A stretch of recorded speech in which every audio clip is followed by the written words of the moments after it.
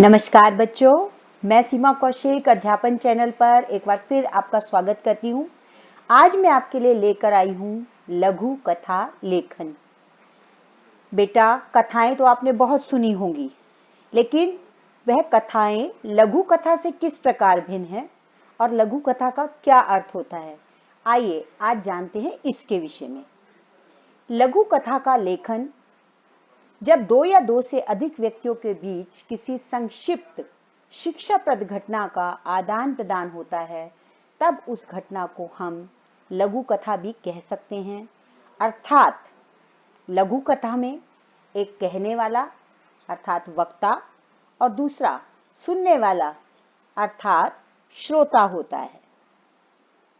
बेटा, लघु कथा लिखते समय हमें बहुत सी बातों को ध्यान में रखना चाहिए, तो आइए नजर डालते हैं इसके मुख्य बिंदुओं पर। लघु कथा लिखते समय हमें कथा की रोचकता पर ध्यान अवश्य देना चाहिए। कथा रोचक होगी तो सबको अच्छी लगेगी। दूसरी बात जो महत्वपूर्ण है बेटा, वो है लघु कथा में उत्सुकता का तथा जिज्ञासा का भाव भी होना चाहिए। लघु कथा लिखते समय हमें पात्रानुकूल अर्थात पात्रों के अनुकूल संवाद पर भी ध्यान देना चाहिए। यह प्रभावी होनी चाहिए, जो एक बार पाठक पढ़ ले तो उसके मन पर अपनी छाप छोड़ जाए। बेटा, सबसे महत्वपूर्ण बात जो हमें ध्यान रखनी है, लघु कथा लिखते समय हमें शब्द सीमा का भी ध्यान रखना चाहिए। हमें कोशिश करनी चाहिए कि शब्द सीमा 100 से 120 शब्दों के भीतर ही हो, और यह आवश्यक नहीं है कि लघु कथा का अंत सुखद ही हो। यह लघु कथाएं आपको सभी समस्याओं का हल दें, ये भी जरूरी नहीं है, बल्कि लघु कथा समाप्ति पर कोई विचारात्मक प्रश्न भी आपको सोचने के लिए हो सकता है। वास्तव में बेटा, लघु कथा कहानी होते हुए भी कहानी से भिन्न होती है।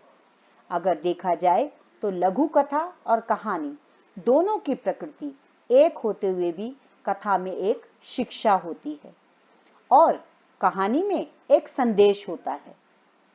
लघु कथा लेखन की भाषा, जी हाँ, बहुत जरूरी बात मैं आपको बता रही हूँ।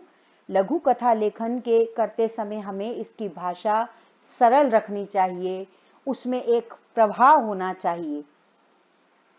ये सारी बातों के बाद बेटा, अब मुख्य तौर पर हमें समझ लेना चाहिए कि लघु कथा वास्तव में कहानी से किस तरीके से भिन्न है। बेटा, लघु कथा और कहानी में जो मुख्य अंतर होते हैं उस पर आप ध्यान दीजिए जरा। लघु कथा कहानी का संक्षिप्त रूप होता है, जबकि कहानी उसका विस्तृत रूप होता है। लघु कथा शिक्षाप्रद होती है, जबकि कहानी मनोरंजन प्रधान होती है। लघु कथा कहानी का एक अंग होती है, इसे एकांग भी बोल सकते हैं हम, जबकि कहानी एक लंबी कथा का विस्तार होती है। बेटा, लघु कथाएं सत्य पे आधारित हो सकती हैं, पौराणिक चरित्रों पर आधारित हो सकती हैं, किसी धार्मिक कथन पर आधारित हो सकती हैं, जबकि कहानियां जो हैं वो आपकी कल्पना पर भी आधारित हो सकती हैं।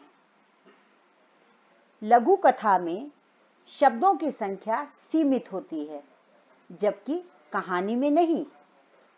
लघु कथा कहानी का अंत ना देकर एक विचारणीय प्रश्न देती है, जबकि कहानी को अगर आप देखें तो हर कहानी का एक अंत अवश्य होता है। यह तो थे बेटा कहानी और लघु कथा में अंतर। अब एक सार्थक लघु कथा लिखने के लिए कुछ मानक तत्वों की आवश्यकता होती है। अब वो कौन से हैं, आइए जरा उन पर गौर फरमाते हैं। सबसे पहला मुख्य मानक तत्व जो है वो होता है बेटा कथानक। किसी भी कहानी को लिखने के लिए, लघु कथा को लिखने के लिए कथानक यानी कथ्य को कहने के लिए एक निर्मित पृष्ठभूमि होनी चाहिए। दूसरा महत्वपूर्ण तत्व है बेटा कथ्य, वह संदेश जो चिंतन की ओर ले चले, अर्थात आपको सोचने को मजबूर कर दे। तीसरा महत्वपूर्ण तत्व होता है बेटा भूमिका। वास्तव में लघु कथा में कोई भूमिका नहीं बनानी होती, जबकि कहानी भूमिका से भरी होती है। लघु कथा में कालखंड दोष नहीं होता, अर्थात लघु कथा कालखंड दोष रहित होती है। लघु कथा एक क्षण विशेष को संदर्भित करती है। यह नीति कथा नहीं होती है, बल्कि शिल्प विशेष भावों को कहने के लिए भावों की संरचना को आगे बढ़ाती है। हमेशा याद रखना चाहिए, लघु कथा का अंत एक नई लघु कथा का जन्म होना चाहिए। लघु कथा इकहरी विधा है, अतः कई भावों को मिलाकर लिखने से बचना चाहिए। हमेशा ध्यान रखना चाहिए कि लघु कथा महज कोई चुटकुला नहीं है जिसे आपने सुनाया और मनोरंजन कर लिया। यहाँ पर शब्द और उसके उद्देश्य पर हमें ध्यान देना चाहिए। इसके आकार प्रकार पर भी हमें ध्यान देना चाहिए, क्योंकि लघु कथा वास्तव में एक उद्देश्य के साथ लिखी जाती है। उसके अंदर एक विचारात्मक प्रश्न होता है। उम्मीद करती हूँ बेटा, लघु कथा के ये प्रमुख मानक तत्व आपको समझ में आ गए होंगे। बेटा, अब हम लघु कथा लेखन के कुछ उदाहरण देख लेते हैं। आपने बहुत सारी लघु कथाएं सुनी होंगी, पढ़ी होंगी। यहाँ कुछ लघु कथाओं के उदाहरण मैं आपके समक्ष रख रही हूँ। आपने श्री कृष्ण और पूतनावध की कहानी अवश्य ही सुनी होगी। अकबर बीरबल की कहानी भी सुनी होगी। लालची बिल्ली और बंदर की कहानी से तो आप वाकिफ होंगे ही। बेटा, एक शहरी चूहे और गांव के चूहे की कहानी आज मैं आपको सुनाती हूँ। आइए आज हम सब मिलकर एक लघु कथा बनाते हैं। एक बार की बात है, एक गांव में दो चूहे रहते थे। उनमें से एक चूहा भोजन की तलाश में शहर चला गया और दूसरा चूहा वही गांव में रह गया। अब वह आते जाते लोगों से एक दूसरे की खोज खबर लेते रहते थे। एक दिन शहर का चूहा अपने मित्र से मिलने गांव में आ पहुंचा।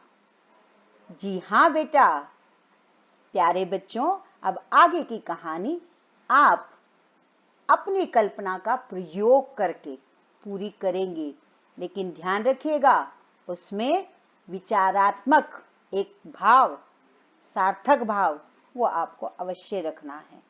दोनों मित्रों की कहानी को पूरा करके आप नीचे कमेंट बॉक्स में अपने विचार मुझे भेज सकते हैं। धन्यवाद।